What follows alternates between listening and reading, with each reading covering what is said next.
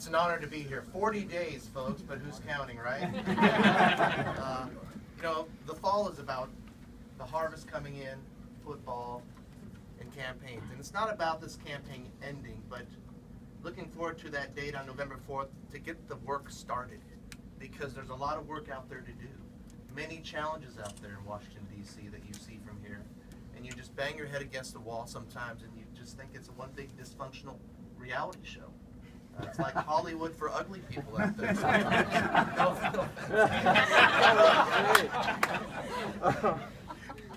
Almost $18 trillion in debt.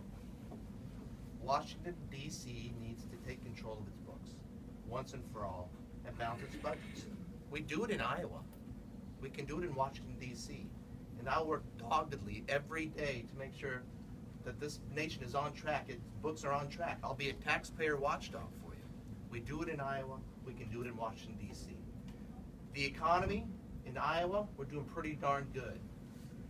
You can thank leadership here at the state level, but also look in the mirror. In Iowa, we are just wired to work. It's in our DNA. We just get the job done no matter how tough it may be. There's a trust deficit out there in Washington, D.C.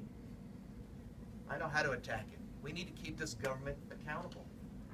And I'm being attacked for working for Senator Chuck Grassley and really working for Iowa to keep this government accountable.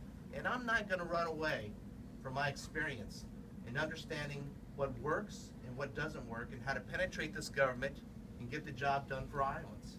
I will doggedly watch this government. The government's big. It's intrusive. It watches us. I'll watch this government.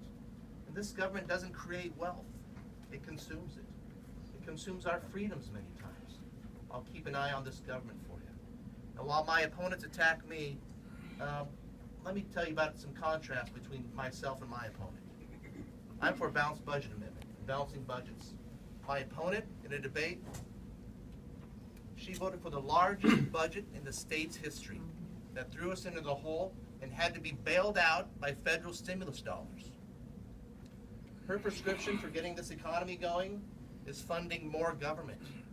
My prescription is putting a check on those rules and regs that come down on individuals and businesses every day and tackling that 75,000-page tax code that gives us no certainty. It needs to be permanent so we can make this economy flourish, create jobs for Iowans. Accountability, I want to watch this government. My opponent, she voted against the state accountability office during scandals in the state capitol. And when it comes to terrorism and ISIS, my prescription, the State Department needs to revoke the passports of those self-avowed Americans who affiliate with terrorist organizations. My opponent says they should keep their passports.